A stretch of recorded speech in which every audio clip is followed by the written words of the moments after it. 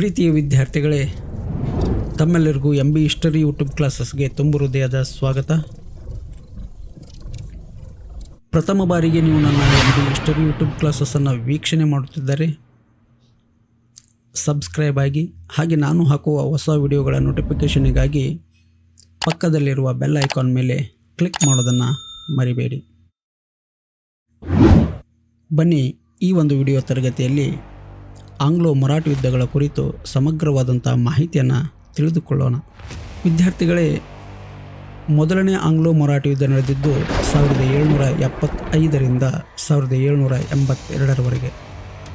1775ರಿಂದ 1782ರ ಅವಧಿಯಲ್ಲಿ ಮೊದಲ ಆಂಗ್ಲೋ ಮರಾಠಿ ಯುದ್ಧ ಭಾರತದಲ್ಲಿ ಜರುಗುತ್ತದೆ.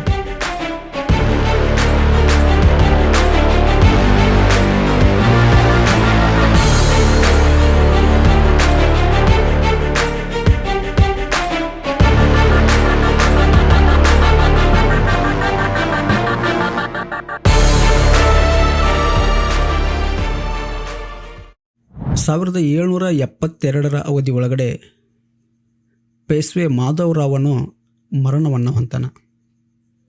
ಈತ ಮರಣ ಹೊಂದಿದ ನಂತರ ಇವನ ಸಹೋದರನಾಗಿರ್ತಕ್ಕಂಥ ನಾರಾಯಣ ರಾವನು ಅವನ ಉತ್ತರಾಧಿಕಾರಿಯಾಗಿ ಮರಾಠ ಸಾಮ್ರಾಜ್ಯದ ಪೇಶ್ವೆಯಾಗಿ ಕಾರ್ಯನಿರ್ವಹಿಸಿ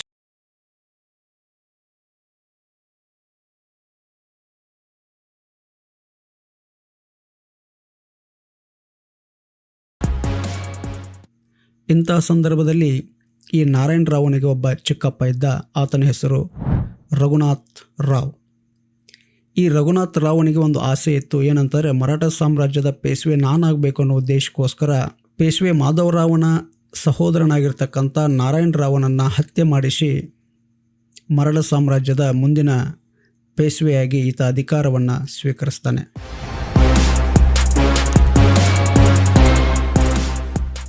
ಇದೇ ಸಂದರ್ಭದಲ್ಲಿ ಹತ್ಯೆಗೆ ಒಳಪಟ್ಟಿರ್ತಕ್ಕಂಥ ನಾರಾಯಣ ರಾವನ ವಿಧವೆ ಹೆಂಡತಿ ಗಂಡು ಮಗುವಿಗೆ ಜನ್ಮವನ್ನು ನೀಡ್ತಾಳೆ.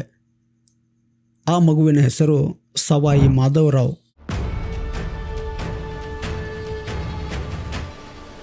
ಸವಾಯಿ ಮಾಧವರಾವನನ್ನು ಮರಾಠ ಪ್ರಮುಖರು ಬೆಂಬಲಿಸುವುದರ ಜೊತೆಗೆ ರಘುನಾಥ ರಾವನು ತನ್ನ ಸ್ಥಾನವನ್ನು ಉಳಿಸ್ಕೊಳ್ಬೇಕು ಅನ್ನೋ ಉದ್ದೇಶಕ್ಕೋಸ್ಕರ ಈತ ಮಾಡಿರ್ತಕ್ಕಂಥ ಒಂದು ತಪ್ಪೇನಂತಂದರೆ 1775ರಲ್ಲಿ ಅಂದಿನ ಬಾಂಬೆ ಗವರ್ನರ್ ಆಗಿರ್ತಕ್ಕಂಥ ಎಲ್ಫಿನ್ಸ್ಟನ್ನೊಂದಿಗೆ ಸೂರತ್ ಒಪ್ಪಂದಕ್ಕೆ ಸಹಿ ಹಾಕ್ತಾನೆ. ವಿದ್ಯಾರ್ಥಿಗಳೇ,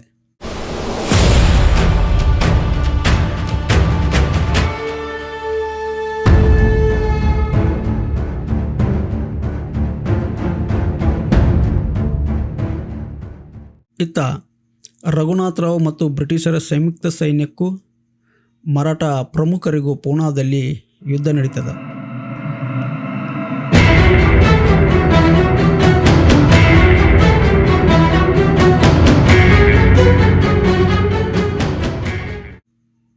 ಆದರೆ ಪೇಶ್ವೆ ಸವಾಯಿ ಮಾಧವರಾವನ ಪ್ರಧಾನಮಂತ್ರಿಯಾಗಿರ್ತಕ್ಕಂಥ ನಾನಾ ಫಡ್ನೀಸನು ಕಲ್ಕತ್ತಾದಲ್ಲಿದ್ದ ಬ್ರಿಟಿಷ್ ಗವರ್ನರ್ ಜನರಲ್ ಹೆಸ್ಟಿಂಗ್ಸನ್ನ ಸಹಾಯ ಪಡೆಯುವಲ್ಲಿ ಯಶಸ್ವಿಯಾಗ್ತಾನೆ.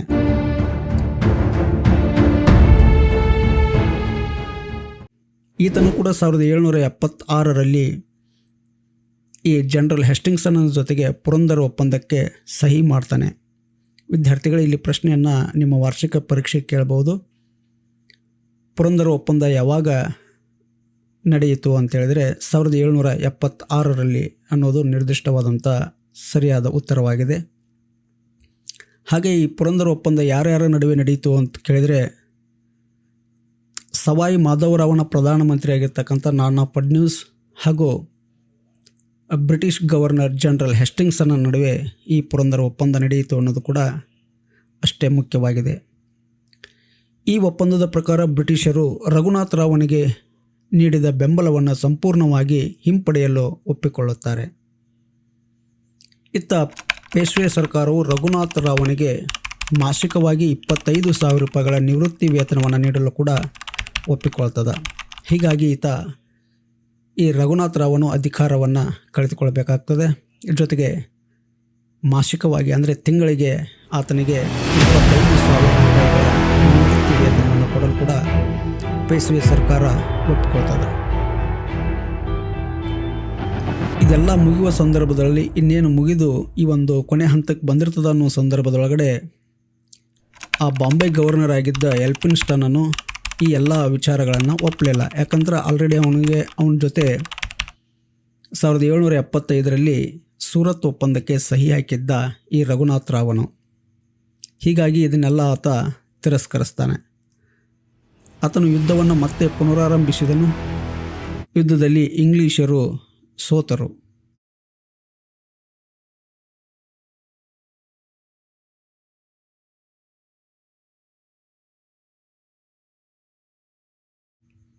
ಜೊತೆಗೆ 1779ರಲ್ಲಿ ವಡಗಾಂವ್ ಒಪ್ಪಂದಕ್ಕೆ ಸಹಿ ಹಾಕಿದರು. 1773ರಿಂದ ಪಡೆದುಕೊಂಡಿದ್ದ ಎಲ್ಲ ಪ್ರದೇಶಗಳನ್ನು ಬಿಟ್ಟುಕೊಡಬೇಕಾಯಿತು. ಹೆಸ್ಟಿಂಗ್ಸನ್ ಕಲ್ಕತ್ತಾದಿಂದ ಒಂದು ದೊಡ್ಡ ಸೈನ್ಯವನ್ನು ಕಳಿಸಿದ್ದರಿಂದ ಯುದ್ಧಗಳು ನಡೆದವು. ಅಂತಿಮವಾಗಿ 1782ರಲ್ಲಿ ಸಲ್ಬಾಯಿ ಒಪ್ಪಂದ ಮಾಡಿಕೊಳ್ಬೇಕಾಗ್ತದೆ. ಎರಡೂ ಪಕ್ಷದವರು ಗೆದ್ದ ಪ್ರದೇಶಗಳನ್ನು ಹಿಂದಿರುಗಿಸಲು ಒಪ್ಪಿಕೊಂಡರು. ಮುಂದಿನ 20 ವರ್ಷಗಳ ಕಾಲ ಮರಾಠ ಸಾಮ್ರಾಜ್ಯದಲ್ಲಿ ಶಾಂತಿ ನೆಲೆಸಿದ್ದು ಕೂಡ ವಿಶೇಷವಾಗಿತ್ತು ವಿದ್ಯಾರ್ಥಿಗಳೇ. ಇದು ಮೊದಲನೆಯ ಆಂಗ್ಲೋ ಮರಾಠ ಯುದ್ಧದ ಮಾಹಿತಿಯಾಗಿದೆ.